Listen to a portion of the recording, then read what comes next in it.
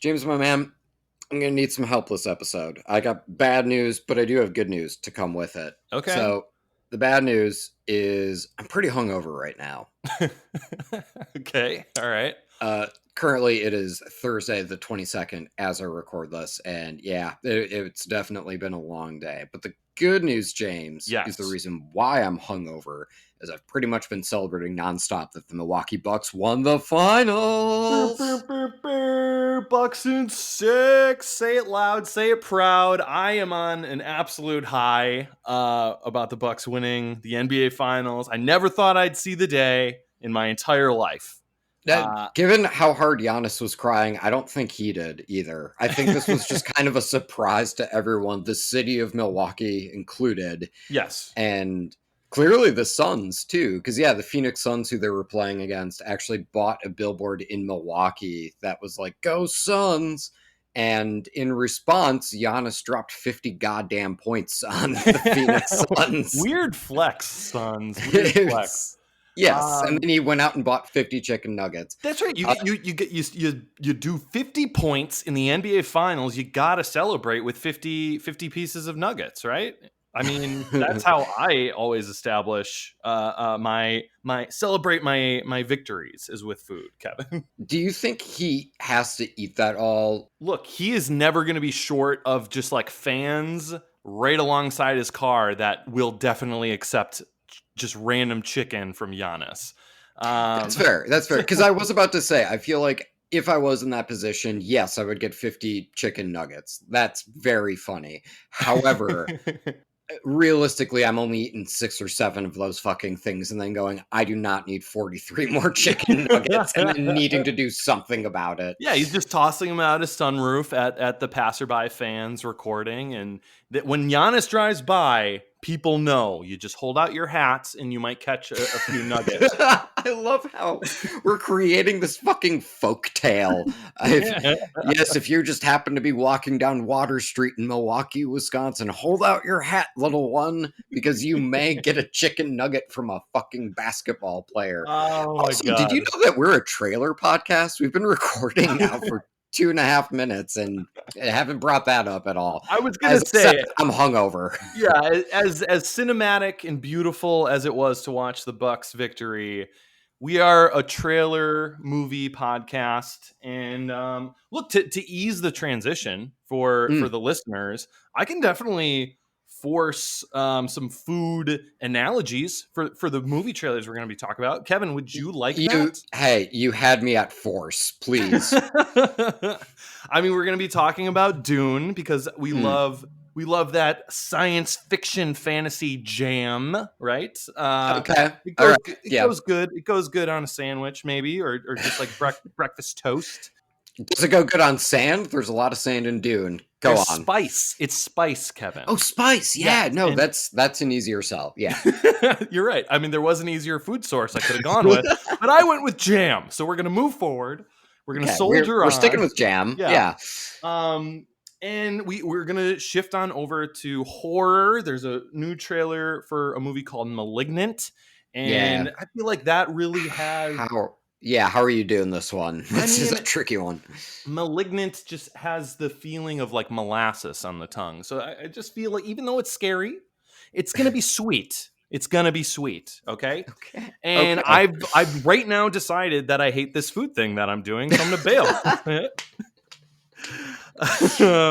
And that's, you know what, it's our podcast, so I can choose to do that. You're allowed to do that. Yeah. No, man, just you hold your hat out. You just wait for that chicken nugget. As I mentioned, that we do indeed also have to talk about Jackass Forever. Absolutely. And we'll also very briefly touch on The Last Duel, which is very stark and very serious. And there probably isn't a good food pun in there. So I'm glad that we stopped that before we got to The Last Duel.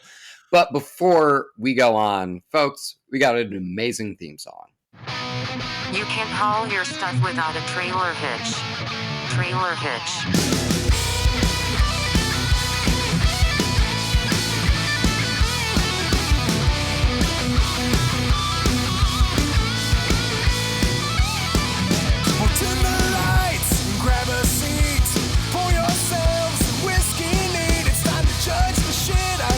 Releases by the might totally suck, but the whiskey sure is going down fine. Yeah, we're Trailer Hitch. Kevin, I'm sorry. I got to do one more food thing, and then I swear, Force it. I swear, no more food things after this. But I just figured Okay. since you're hungover, and I am. there's a lot of food related remedies for hangovers, and I just have to Okay. know: have you tried the one I know of, which is just taking a shot of pickle juice? Shut the fuck up. That sounds terrible. That's you messing with me, right? No, I'm not messing. It shakes it all off of you. And look, it's not pleasant. Ugh. That's not the point. It's not like, wow, that was delicious. I am very excited for the day. But it does help you shake it. Just shake it off. Shake that hangover. Has your body ever retreated within itself? That's what is happening to me right now. Just thinking about it. Listen, you're a very morally upstanding guy, James. I know try you to would be. never do anything to mess with me. This is the one moment though where I'm like 98% certain you're fucking with me. That sounds dreadful. Look, next time I get hungover, I'm gonna video chat you so you can see me do it myself. That way you can see me put myself through it. That way you know it's safe.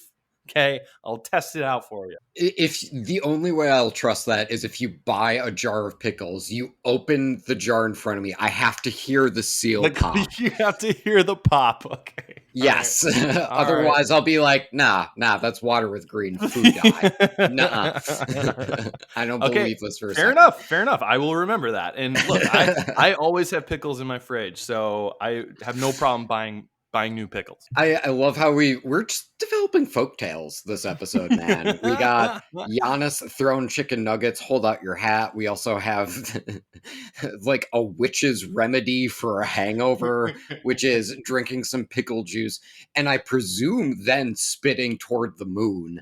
But hey, listen, that's not what we're here for. That's not what we're known for. We are Trailer Hitch. Hi, welcome to Trailer Hitch, everyone. I'm Kevin. My God, we've been talking all night and we haven't even introduced yourselves. Hi, everyone. I'm James. This is Trailer Hitch. We are a movie trailer review podcast. We rate trailers on a scale of need to see more, or never need to see.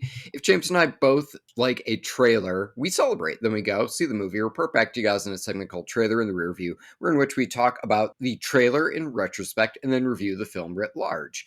So we're not going to be talking about a film because we got plenty of trailers to talk about. Although, James, I have been meaning to text you and mention we should probably talk about movies because we've both definitely seen In the Heights. So maybe an episode coming up soon with his eyebrow raised as I asked that. I would enjoy that. I think that would be a lot of fun. Maybe we can mix it with a movie that's a little bit more current or timely and make sure we watch. Well, it was our goddamn fault for taking the month off, you know? Like... No. I'm not saying we shouldn't do it. Like, I agree with you. It's our fault. But why punish the listeners to talk about an old movie when we can mix it? Mix it that with a movie that's maybe more current too. I don't know. We'll figure it out. We'll think of something.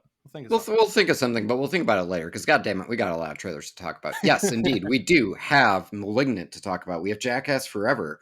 We have quite a bit, so we're going to start quickly with a courtesy honk. Now, courtesy honk is when James and I, we see a trailer and either we don't have the full time to talk about it, or due to circumstances like, I don't know, maybe that trailer is just and we didn't have a lot to say on it. James and I will do courtesy honk, and this way we at least acknowledge that the trailer has come and gone. If we want to say something as we drive by honking at it, we can, but otherwise we can just be like, hey, that exists. If you want to see it, you can, but, you know, Now, James, we are going to be courtesy honking The Last Duel. Now, what do you got for this? This is the Ridley Scott directed, co-written by Matt Damon, Ben Affleck, and there's one other writer. I know Nicole is her first name. She was also the writer on that movie Enough Said, but I can't quite remember her last name. It starts with an H. I'm hungover. Anyway, maybe the H stands for hangover. Obviously, this is coming right at the very end of the year. Definitely feels like they are trying so goddamn hard to make this an Oscar contender. Now, James, what is your takeaway? What were you thinking and feeling with The Last Duel? Yeah, definitely. I mean, I am a Ridley Scott Fan. Like, I'm not a super fan. I haven't seen all of his movies, but I have enjoyed a lot of Ridley Scott films. Matt Damon and Ben Affleck co-writing something together, like you said, with a third writing partner as well. So this has to be a spiritual sequel to Good Will Hunting. I mean, right? I mean, right? I mean, right? Like, it has to be. Having seen the trailer, I don't know if anyone is liking them apples in this film. Son of a bitch stole my line. So I just wanted to touch base about it. It's star power, man. It's Matt Damon, Ben Affleck are both in it. Adam Driver is in it, who I've waxed poetic about Adam Driver a lot on this podcast. So he's a talented dude. Yeah, there's no exception here. I still think he looks good in this. It looks like an interesting film that might fit with the Me Too era that we're in, and might have some interesting parallels with today's day, even though it's like medieval times. I think some of the distance I feel with it, the concept of, let's do what is I would say you're correct, effectively a Me Too narrative, but set within the Middle Ages. That's true, but I think some of what kind of lent some separation for me was, this is happening to her, but because it's the Middle Ages, it's basically, okay, now another dude is going to go duel for you over it. And not really giving her any sort of recourse or action that she can directly take in that scenario. And granted, that might be by design to be frustrating, this is her story, and yet everyone else is going to be taking the ownership of this. And also the majority of the risk is with her. They straight up tell her, yeah, if you're wrong, we're going to light you on fire. And there's no real provable way in which she can be correct in that scenario. I felt like it'd be frustrating by design, but it was a question of, well, is that anything that I want to spend? Let's be real. There's no way in fuck this thing is going to be less than 2.5 hours. Do I want to spend the 2.5 hours on this? And right now, I don't know. But you did mention something really interesting, man, where we were talking about it being a story set in the Middle Ages. Can you repeat that? I'm trying so hard to lead you in. I don't want to steal your thunder on this, my man. Are you saying something I said before we were recording? Yeah, man. Yeah, I mean that's a good barometer for everything we talk about on this show. If we talked about it before we recorded, that means we should try and remember to say it during the podcast. Okay, so here's the deal. The deal. I guess just by nature, I have to steal your thunder. I'll just credit you mercilessly as I say this. But you had mentioned that, this is a Me Too narrative set in that time. But part of the idea with it is, hey, look at how not all that far we've come by demonstrating a narrative set in this time period, especially because it is based on a true story. So this isn't, a straw man argument. And by highlighting that and showing how the process really isn't all that different from the 1600s or whatever this is set, we can then sort of look within the present day and say, man, if things haven't changed that much in that span of time, we should really start rethinking some of this shit, which I did think was an incredibly interesting point. Well, so good job, James. I think that is probably what it's going for, is just that subtext message of, hey, you see this thing that took place like 1 billion years ago? Yeah, we're not much better right now, are we? So yeah, I guess at the very least we're not. Yeah, at the very least we're not lighting women on fire. So it's like baby steps. I mean, we're definitely scorching them on the internet. Okay, wow, we have really talked a lot about this courtesy honk. That is it for courtesy honk, right? Yes, it is. Yes, it is. But so, hey. Go ahead. Sorry. We both paused. We are so goddamn polite that we will sit here in silence for the next hour and a half waiting for the other person to say something. I'll do it. I mean, Kevin, you have me so embarrassed right now that I'm turning red. Oh my God, that's so crazy. I was actually going to talk about Dune, but you know what? That's fine. I'm kidding. Let's get into it. We have to go to the teaser trailer showroom because we do have a teaser for Turning Red. Whoa. No, please, no.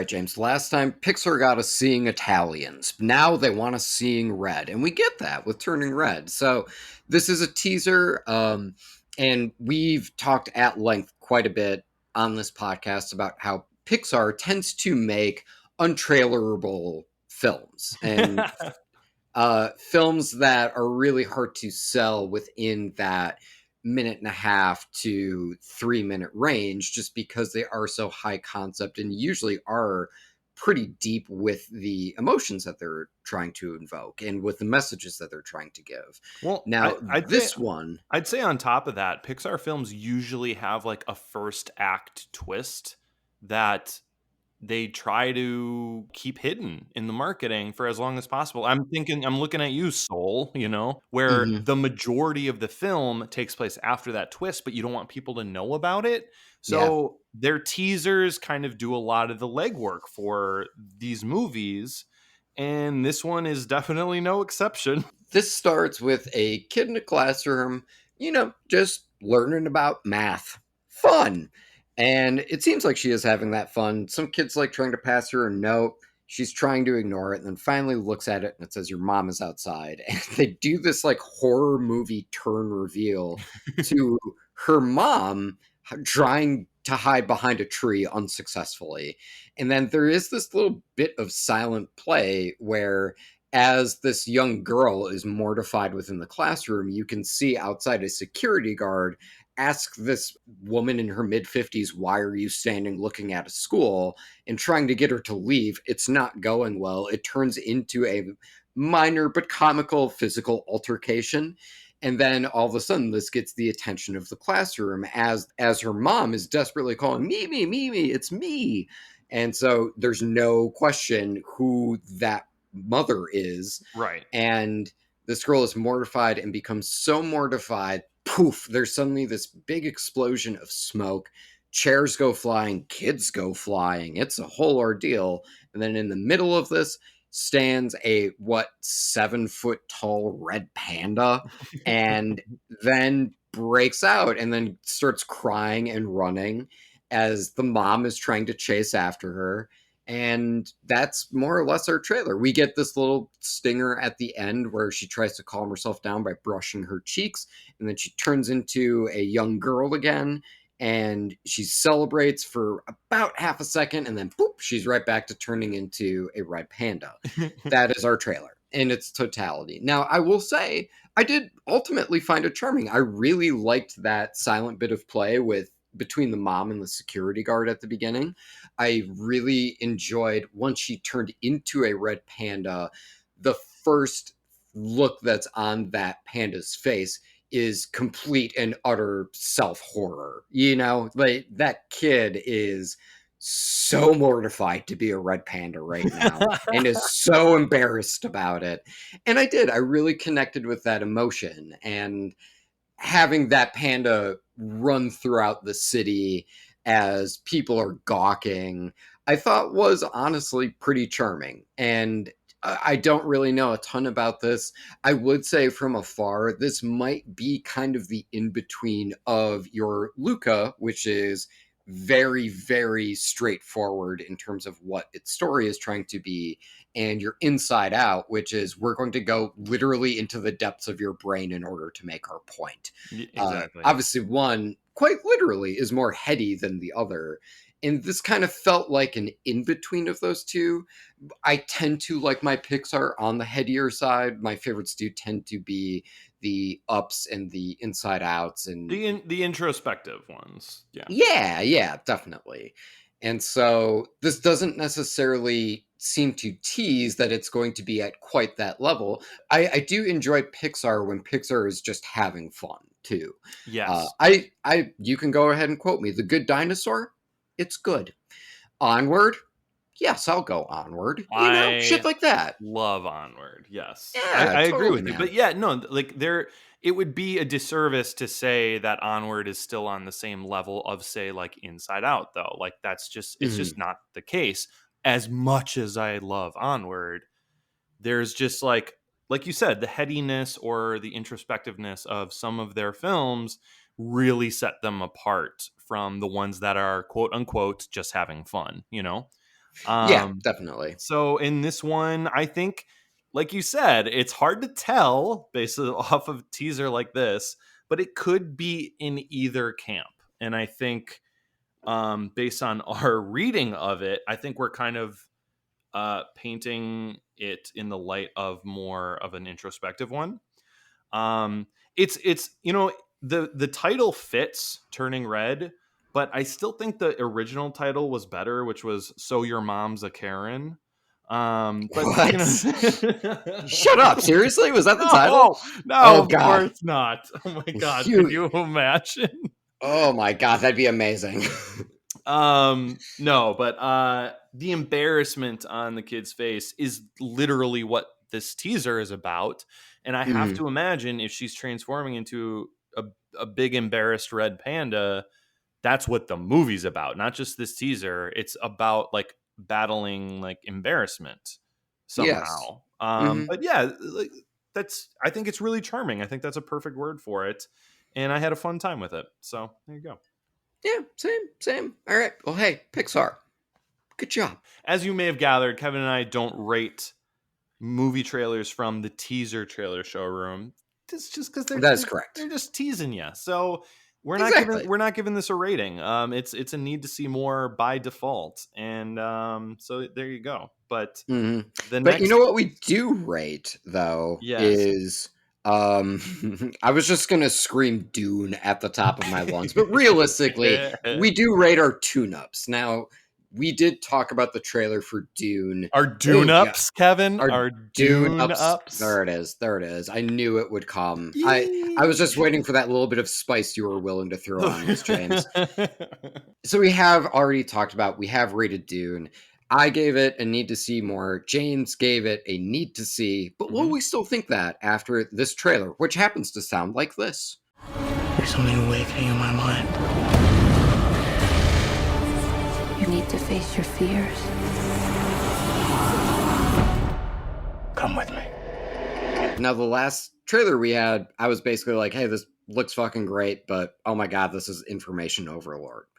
And I would say it's basically the same thing, but I'll at least add a little bit more depth to it this time. So I want to really commend the color palette with Dune because I think using brown and gray as your two main sources of colors is a really easy way to make your movie look boring as fuck. But this does, it looks anything but boring. And I think that Villeneuve especially does a lot with lighting to make sure that there's a lot of dynamicism within those, granted, fairly muted colors. And I still think this looks fucking gorgeous. And this definitely seems like a movie that demands to be seen on IMAX, or if they could somehow project this onto the moon, that would probably be the best case scenario. Just the biggest goddamn place you can see this. Yeah, That really does seem to demand that. yeah. Now, when it comes to everything else, like the information overload, yeah, I mean, like I think we brought this up in our last review. It's a 700 plus page novel, and to distill that into a 2 hour and change film is already going to be hard as fuck. And then distilling that into 3 minutes is all but impossible, especially with how lore heavy I understand Dune to be. And so it's not something that I'm necessarily looking at the trailer and saying, oh, you guys did a bad job. Oh, you guys are overloading me with information. How dare you possibly do this? I completely understand why they're choosing to highlight certain things and why they're choosing to highlight, okay, so these are the blah, blah, blahs and they're being attacked by the blah, blah, blahs. And so Dude. this kid right here, but he's a blah, blah, blah. And then the blah, blah, blahs are going to blah, blah, blah to the blah, blah, blahs. Like, I understand you have to do that stuff because that is the source material. But yeah, within the context of a 3 minute thing, I don't know. It's kind of like I'm walking into a final exam for Latin and someone just throws a study guide at me and I've never learned any Latin. It's like, yeah, I can read that, but at the same point, if you think I'm going to retain it, you're fucking crazy. I'm not. It's so funny you say that because and obviously I don't know this from experience because I wasn't alive, but with the first Dune movie, when you went into the theater, I'm pretty sure some of the screenings gave you like a little booklet that explained some of the like The characters terminology. with like pictures of the actor who's portraying that character. That sounds so dumb. It's like it's basically like homework that you have Yes. before a movie. So Mhm. it's so funny that you say that because I'm pretty sure that was a thing. And obviously they were probably hyping it up back in the 80s as promotional material or like a collectible, like you get to collect the Dune booklet, right, or something. Sure. But it's like you can put all the fancy bells and whistles you want on it. It's homework. You're just giving me homework to do before I watch Exactly. your movie, and it sounds a lot like I can't knock it though. I mean, it sounds a lot like how I am when I like force my mom to watch Marvel movies. I just am like, okay, which one are we watching? Okay, let me make sure you understand wherever everyone's at, how they're feeling, if who's fighting with who's buddies with who. Okay, you're caught up. Now let's watch this movie. I don't understand. Where's the wasp? Now, Mom, that doesn't happen until the next Ant-Man movie. Yes. But yeah, so you're not wrong. The first one had it. The second one definitely has it. There is exposition galore in this trailer. But like you said, this is a really, really dense fantasy film or fantasy story. Yeah. And I think they're doing their best to not make it feel like homework. And it doesn't. It doesn't feel like homework. There is an overabundance of exposition, but there's enough other stuff that rewards you, that treats you with these trailers, and this one especially, that okay, it doesn't feel like I'm getting homework before this movie. There's exciting stuff here. You mentioned the cinematography. The actors, talk about a showcase of acting talent. Like there's just like tons of people in this. The visual effects look spectacular. The music sounds really interesting and just different, which is cool. It sounds very alien, yeah. Yes. And yeah, man, I'm hard pressed to just not love everything I see come out of the marketing for this movie. I remember specifically one critique you had in the last trailer was specifically how random the Zendaya stuff felt. They were setting up all this other stuff, and then they wanted to be like, but there's this suddenly character. Zendaya. Yeah, and it's like, okay, well, hey kids, you love Euphoria. maybe Euphoria fans and book readers of Dune know what you're doing here, but everyone else doesn't, and it felt random. Here, they build the trailer around it. Exactly. We really get not just her side of things, but her entire people's side of this whole dilemma of what this movie is going to be about. And then, but it doesn't just stick with her side. Then we get the flip side of it with Paul and his whole people who feel to Zendaya's people like an invading force. So now we have people we like on both sides of this conflict. And that is just really, really impressive to accomplish in a trailer, I think. I think some of the exposition I was actually grasping was the dynamic between Zendaya's people and the culture that's attacking them. You know, now I am starting to make connections of, oh yeah, okay, so do you remember oxygen bars, James? Like that fad about 10 to 15 years ago where you would go into an airport and stick little tubes up your nose and they'd pump pure oxygen and you'd kind of get like a high off of it. I remember making fun of them. Yeah. Okay. So basically, like, I see Zendaya with the oxygen bar nostrils, and I remember in like other trailers, oh, okay, yeah, I've seen Timothée Chalamet wear the oxygen bar nostrils, which means that there is going to be some connection between the two of them at some point. Okay, like I'm starting to kind of connect some dots in connection to these two trailers.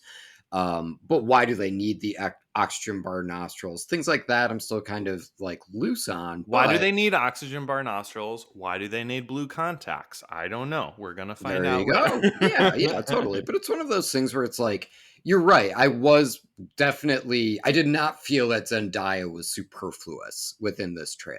She Mhm. definitely felt like an important part of the story, and that comes through loud and clear in trailer 2. And so, yeah, man, I completely agree. That is much better handled in this one. Yeah, and I think my only critique with this one, because spoiler alert, I really enjoyed this. I'm very excited for this movie. The only thing that like took kind of a couple negative points from the first trailer was some of the VFX just looked a little wonky to me, and there's one specific one of Timothy Chalamet. Is it Chalamet? I've always said Chalamet I love and it. have hoped it's right. We're doing it. Timothy Chalamet. He's in like some sort of armor near the end of the trailer, and like the faceplate of his armor lifts up, and then Mhm. it's like it's supposed to be like this reveal, like, oh, it's Timothy Chalamet with blue contacts in this armor. His face within that armor just looks like it's like weirdly comped in and floating there. Like the V Yes. effect looked not great, and it reminded me a lot of times in Marvel movies when they do Iron Man, like Robert Downey Jr.'s face just kind of like floating on top of the Iron Man CGI suit. It did take me out of the trailer a little bit at that Well, moment. especially because in that moment, it is supposed to be this big reveal impact moment. And even if we don't necessarily know the full scope of that moment, the fact that that armor lifts up and, this sweet and well meaning kid who just wants to hang out with Zendaya, who could blame him, is now stabbing dudes in this battlefield. And you can see the toll it's taken on him.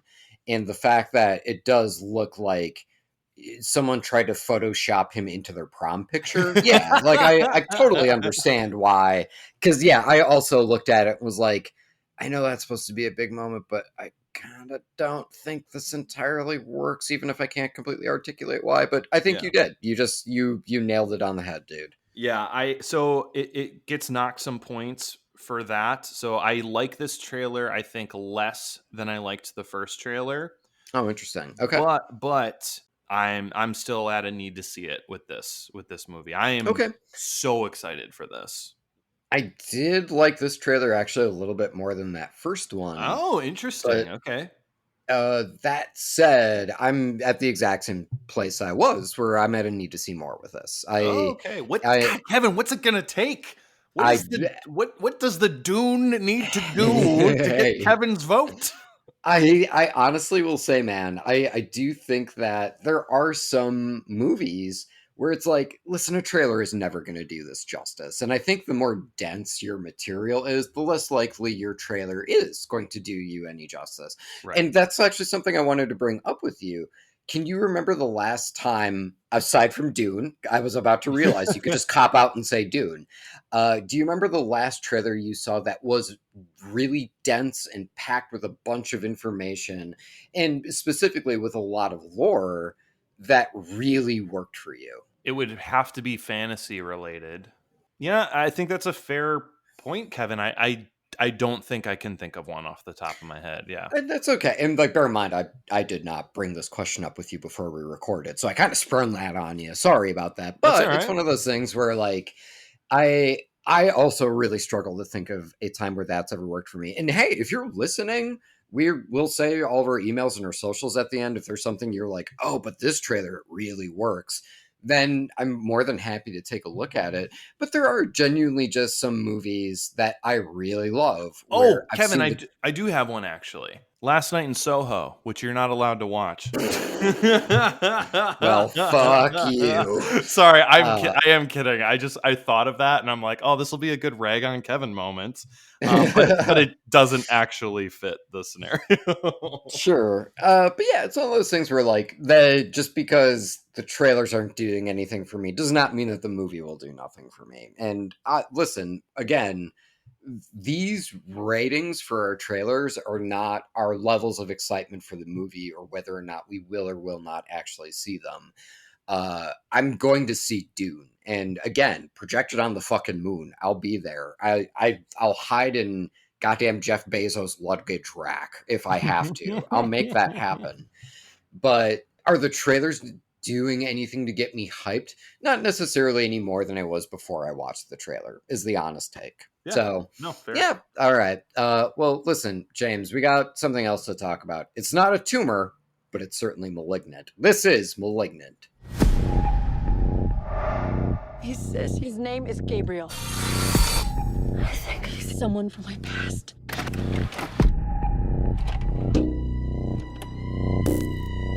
Happy birthday. Whatever happened to you before you joined our family hurt you in a way that I can't even imagine.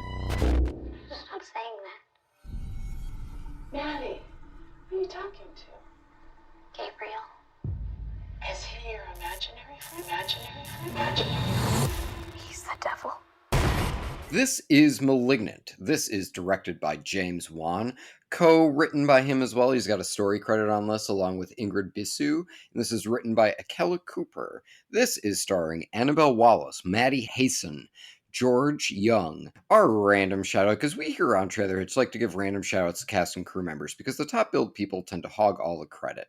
So we are going to give a shout out to Denise Gibbs, who did extras casting for the Seattle unit. Hey, Denise, thanks for finding people for that strange, mysterious figure to kill, bud. So I'm going to be really brief with a synopsis here. Basically, what we got going on here is there is this mysterious figure that is going around murdering folk. Now, what is this mysterious figure? Is it a nightmare? Is it a vision? Is it a monster? Well, all we really know for sure, it has the same name as my friend's son. It's Gabriel. Now, don't get me wrong. Gabriel, kind of a dorky name for a horror villain, but it could be worse, I suppose. It could be Dennis. But we got Gabriel. He's going around and he's stabbing people with this weird-ass looking knife. Now, James, I don't know about you, but I can't really quite tell who or what the fuck Gabriel is supposed to be, because this does seem to shift throughout the course of the trailer. Initially, the conceit of this is the Seattle woman who is very disturbed, is having these nightmares which turn out to be visions of other people who are being murdered. And it turns out that the murderer is this thing that she has a connection to. Now, is this a childhood imaginary friend? Is this the goddamn devil? Is this someone who's a shitty conversationalist on the phone? It appears as if the answer is yes throughout the course of this trailer. Now, give me your take on this, man. What are you getting from Malignant? Yeah, I was getting strong, especially when they were watching the little video of her as like, on her 9th birthday or something. I was getting strong Scary Movie 3 vibes of like the kid just looking very just like distant, but just saying things in a very monotone voice. You're gonna have your period in 3, 2, 1. Just like basically, that, yeah. I was just thinking of Scary Movie 3, so it was the video aspect I was kind of giggling at. But look, I thought there was a lot of fun in this. There's some visually very interesting stuff. I think James Wan, who has come from a lot more big budget stuff lately, I think he has an eye for very interesting visual effects. And I think this trailer implements some interesting visual trippy stuff. And I think that that carries it a little further than it would have without them. I really find James Wan interesting as a director because he's not a Wes Anderson. Like, you can turn on any movie and as soon as you see a perfectly symmetrical shot, you go, I know who did this shit. But with James Wan, what's kind of interesting is his style really does adapt to the material he is working with. And I will definitely say that I think I connected most to his 70s style of filmmaking that he was doing with The Conjuring. I thought that he did a really fantastic job emulating that era while also kind of making it his own. But then when he did Saw, the style was basically, and I know this sounds like a piss take, but I do genuinely enjoy Saw and I like what it did from an editing standpoint. But it was basically a Slipknot music video. That thing looked like a goddamn Slipknot music video. Now, the interesting thing with Malignant is this does really, to my mind, if you had told me Scott Derrickson, the guy who directed Doctor Strange and Sinister, had directed this, I wouldn't have bat a fucking eye. That very much feels like the sort of style James Wan is doing here. And so he's a really interesting filmmaker in that regard to me, in that he really does change up his visual style depending on the film he's doing. And yeah, man, you're right. I mean, the visual effects of everything deteriorating does look pretty rad. Yeah, it would be a complete disservice to say Saw and Aquaman and The Mm-hmm. Conjuring all look the same. And didn't he do one of the Fast Insidious. and Yeah. Furious movies too? Yes, dude, you are so right. He directed Furious 7. See, exactly. So this just proves your point that much more. The man can be diverse in Yes. visual style, visual storytelling. So he is very good at pivoting and adjusting to what the story he's telling needs it to be. Yeah, it's one of those things where I watched this trailer, and yeah, the visual style was definitely the biggest thing that was gripping me here. Now, when it comes to the actual story itself, I really don't feel like I have too much. I think a huge part of that is I really don't know anything about this woman other than she's adopted. Because the woman who is playing that video for her says, yeah, clearly you went through some bullshit before we adopted you. And then they end up watching this video where she's talking to some unseen force. Oh, well, who is that? Oh, well, that's Gabriel. Oh, is that your imaginary friend? And then she goes, no, it's the devil. In the video, you actually see her turning over, looking at the father, and then looking back at her and going, well, does the devil want the chocolate cake or the marble cake? It's one of those things where you kind of want something with this tone to maybe have a little bit more fun with itself if you're not going to get a little bit more of the characters, or at least have a clear idea of what the fuck Gabriel is. But you know what? What I will say is some of the gags in here are still really fun. And I feel like that's something that I think James Wan really excels at, is he's really good at those little visual scares or gags, is usually what I refer to him to. Now, whether that be a car flying out of a fucking skyscraper in Dubai into another skyscraper, or whether that be a sheet happening to flap away due to the wind and then covering a ghost in The Conjuring. James Wan is really good with that visual stuff. And we do get a little tease for something here. I really did like the woman watching this video on a couch. And then all of a sudden the lights go out. Dude immediately clicks on the lights. She's gone. And then for some reason the couch gets an erection. And then suddenly the dude is stabbed in the head. What the fuck is going on here? I don't know, but I'm having a great time watching this. So there is a lot of visual wit that is still present within this, but I think for me the biggest question is the visual wit alone enough alone to merit me going and spending $20 to see it in the theater?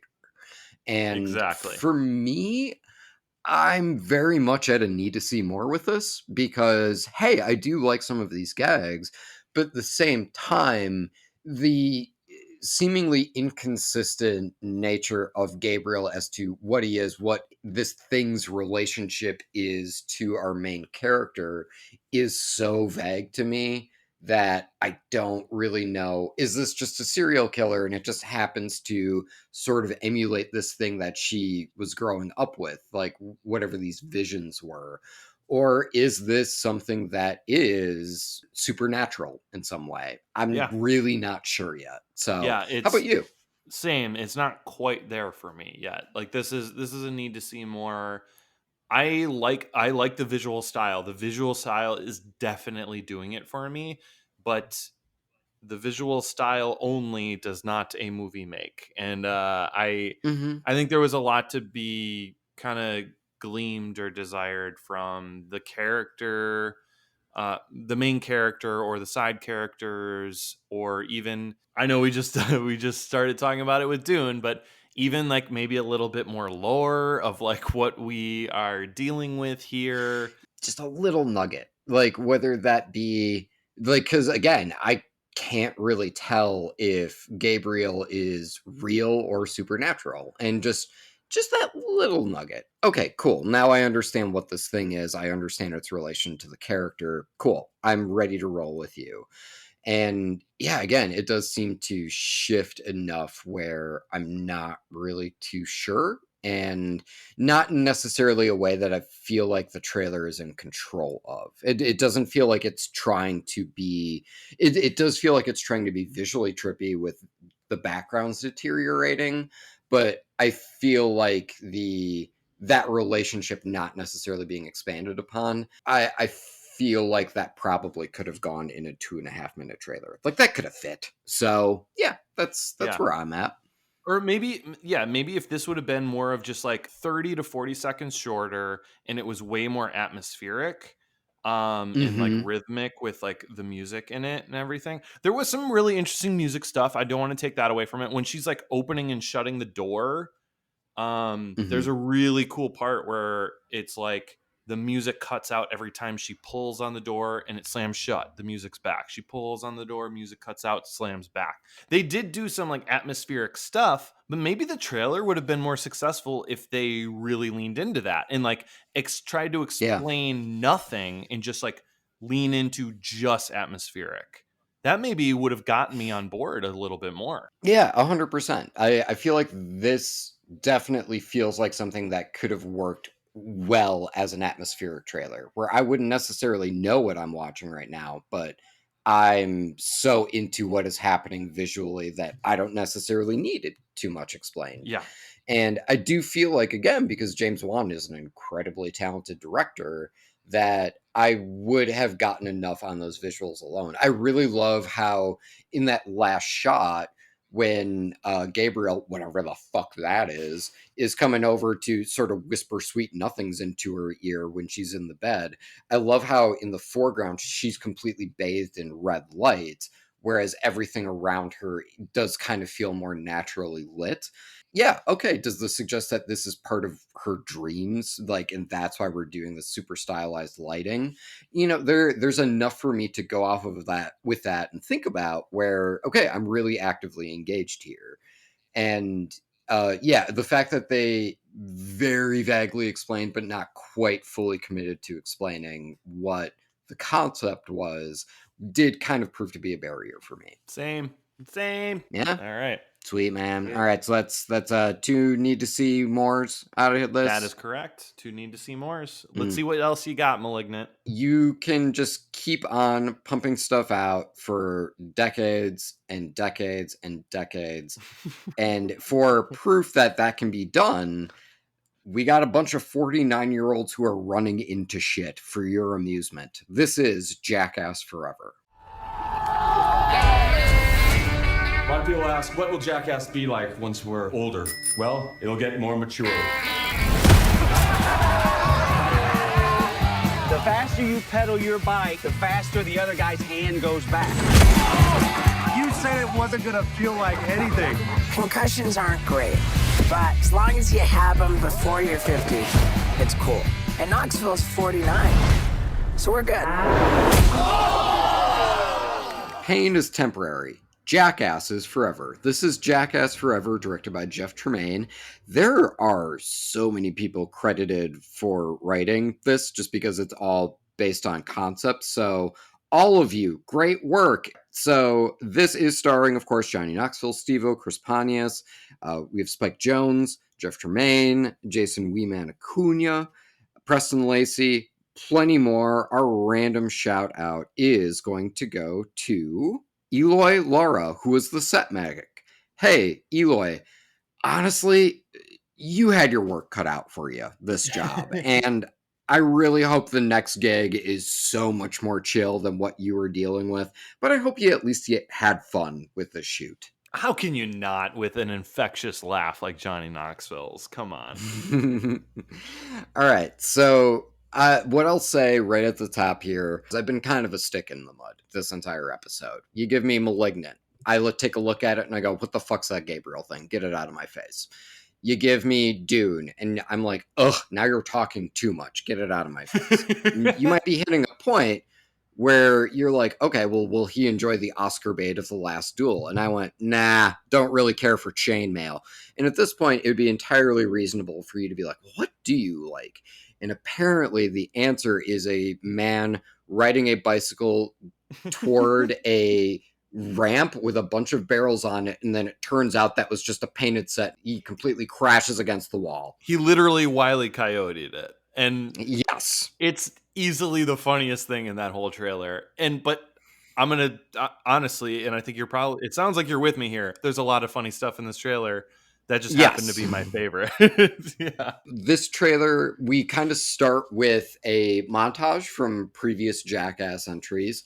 I am interested, like, Kevin, what is your relationship with Jackass? Because this is a quote unquote franchise that has been around obviously since we were kids, but it has not been in the limelight since we've been doing this podcast. So we've been doing this podcast for a while now, and honestly, I've been out in California for 8 years, and Jackass has just not been a thing in the zeitgeist, right? It's not been on people's minds. Yeah, I done anything with it. When did Jackass 3 come out? I want to say that was like 2010 or something. We would have been in college. You would have been in college. So I'm curious, Kevin, you and I have literally never had a conversation about Jackass. I don't know. Yeah. Do you have history with it? Did you watch it as a kid? I did watch it on MTV, and I have seen every movie. I know I at least saw one of them in a theater, but I definitely watched Jackass, and I enjoyed it. I never really connected to the super gross stunts. When people were drinking bodily fluids of horses, that's sort of where I personally tap out. But I do really enjoy some of like their gags. One of my favorite ones, weirdly enough, was they did urban kayaking, which is just getting in a kayak, someone pushes you down a flight of stairs, and the dude is just wildly flailing with an oar. It's hilarious. I love every second of it. And so I did really enjoy Jackass in that regard. And to be fair, like any sketch show, it's hit or miss for me. But when it hits, man, do I have such a fun time watching it. But how about you? Yeah, I mean, it's kind of the same boat with me. Watching MTV as a kid was, I didn't watch it a whole lot, but when Jackass was on, it was hard not to be captivated by it. So I did watch it a lot. I wouldn't say I'm a Jackass mega fan, but I have always found some enjoyment here and there with the episodes of television or the movies here and there. I might not have seen all the movies, but I've seen one or two of them. And yeah, I find with as ridiculous and sometimes disgusting as they can be, there's just so much charm with these guys. Well, and I think a lot of it is, and the beginning of this trailer does clearly demonstrate, it's just a group of friends who are doing anything they can to get each other to laugh, and by extension, getting you to laugh as an audience member. It's how far can we take this, and how far can we go and push ourselves?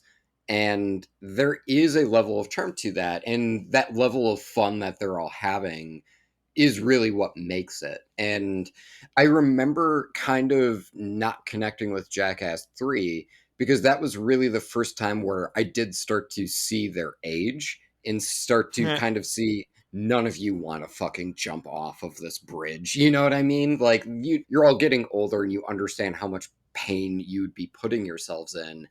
And so that was kind of a concern I walked into with Jackass Forever, which is, well, now they're even older. God damn it. It's at a point where, listen, if you were trepidatious about doing a stunt at the age of 38, how the fuck are you going to do it at 49? I think they do a really smart thing, which is they do bring in newer cast members and they do bring in younger people who are probably a bit more willing to do those insane sketches.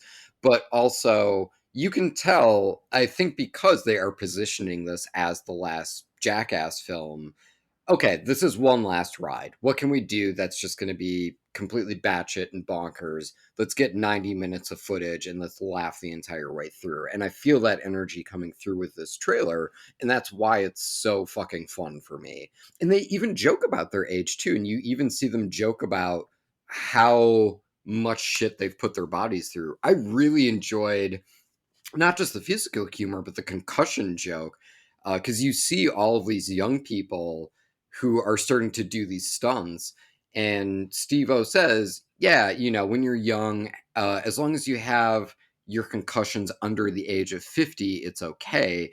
And then it cuts to now white-haired Johnny Knoxville stepping into a ring, and then Steve-O goes, "And Johnny Knoxville's 49, so we're good." And then Johnny Knoxville just gets his shit rocked by a bull.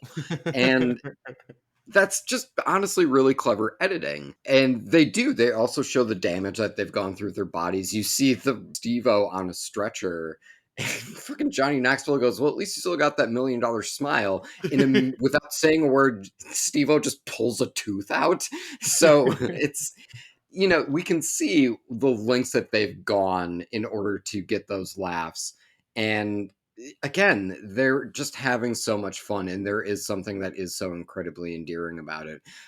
As long as we're talking other jokes, I love the softball thing where a softball pitcher whips a ball, it hits a dude in the crotch, but that little fist pump she does when she nails it is just beautiful. Yeah, the thing that brings that home, because most Jackass stunts, it's like, oh, the bread and butter, like the thing that you're rooting for is the person getting hurt, right? Especially those ones where it's like, hey, throw something at Johnny Knoxville's junk, right? It's like when it hits, you're like, yay, that's the point. And we're excited because he got hit in the junk. In this one, it was like he got hit in the junk. That was satisfying. But then it elevated it to a whole new level that this softball pitcher was just like, job done. Fist pump.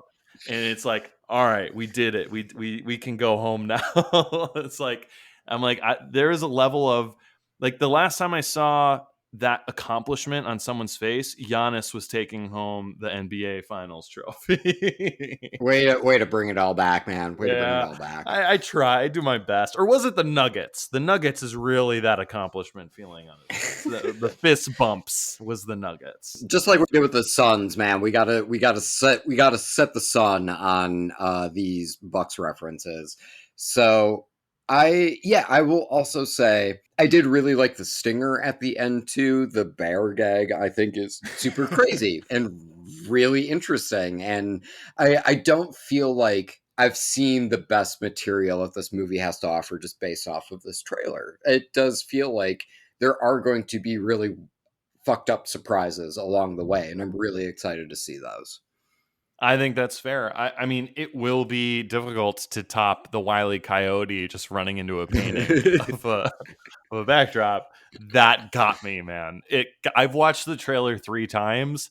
Every time I forget that is just a painting until he runs into it. Or not a painting, but a picture. But it's like, it's doing the job. It's hilarious. It's so funny. But you're right. I mean, I get the sense that this layers, like this is gonna go deep in the laugh factory, right? And and I think I'm really into this, man. I never thought I would say that. I did hear like, oh, there's a Jackass movie being made. I'm like, okay, I was aware of that. The trailer came out. I'm like, all right, I'll watch it eventually. I'm sure I'm not going to be that interested. And then it got me, man. It was kind of emotional. It was hilarious, and it was just interesting too. I was into it. So that's a need to see it. I would not have guessed it, but it's a need to see it for me. And my man, that's also a need to see it for me as well. Hell yes, sir. Hell yes. So cheers. Cheers. Clink. I want to drink my whiskey here. Wow, well, that was a satisfying conclusion then, Kevin. I wasn't sure which way you were going to go with this because we've literally never talked about Jackass in our lives with each other. Yeah, exactly. Yeah, but hey, now we know. We know that you and I are both going to be sitting in the theater come October watching, I'm hoping, just even more Looney Tunes inspired stunts, because that's just where I'm happy. Because God knows Space Jam 2 isn't bringing it. Ooh. What? Shots fired. Just kidding. I haven't seen it yet. Yeah, I haven't either. I haven't really heard anything that's inspired me to want to see it. Me neither. Folks, we're going to be seeing Jackass, but what did you think of Jackass Forever? Importantly, do you know what the fuck Gabriel is in Malignant? Or did you connect to the lore in Dune, just like James did? Did you also find Turning Red charming? What do you think about that? You can let us know by shooting us an email at trailerhitchmailbox@gmail.com. Otherwise, feel free to hit us up on Facebook. If you just search Trailer Hitch Podcast, you can find us right on our wall. Shoot us a message. Do whatever method of contact you would like. But if you want to make that method of contact really short, say like 280 characters short, you can find us on Twitter at Trailer Hitch Pod. Otherwise, if you're a visual communicator, you like pictures, good news. We got an Instagram at Trailer Hitch Podcast. You can find us there. DM us or tag us in stories or do things that you do on Instagram. Are you on Instagram, James? No. Yeah. At this point, it'd be really good if we had our social media coordinator on who could actually say the things that you do on all of those things. I barely even know what the fuck LinkedIn is, so I'm not a great source on this. That's why my wife is the social media coordinator. That's why we do it, because I'm not going to do it. Yeah, it's just because we're inept at it is why. Anyway, before we go, we would like to thank Jenny Hawks, our Bad Movie and social media coordinator, because, again, she actually knows what she's doing. We would also like to thank Danny Schmitz from Lost in a Name for the amazing intro that you hear at the top of every episode. We would also like to thank Rachel Ashley for the amazing cover art that you see on our various social medias. And we would also like to thank Casey Clowers for the amazing outro, which you will hear in just a moment. But first, I do also have to mention we're on Apple Podcasts, we're on Stitcher, we are on Google Podcasts, we are on Spotify, there YouTube. There are various methods in which to listen to us. We always list them, but I always kind of feel like an idiot doing it, James, because if you're hearing this, in theory, you're already you found one of them. I don't know why I should keep doing this. Should I stop doing it? Write into any of those things and let me know if you find this completely superfluous. Otherwise, James, do you have anything to add? No.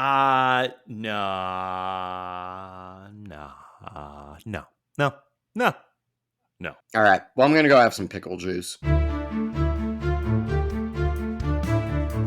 You can't mount holy sails without a sailor stitch, and you can't haul your stuff without a trailer hitch.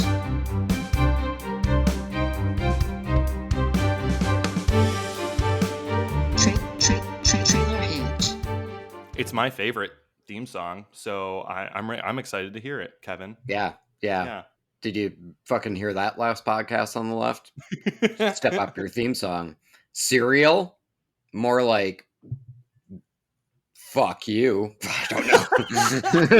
I was so excited for that. You had me on the edge of my seat, Kevin. I had me on the edge of my seat, James. And my brain went, Kevin, you had tequila. Stop it.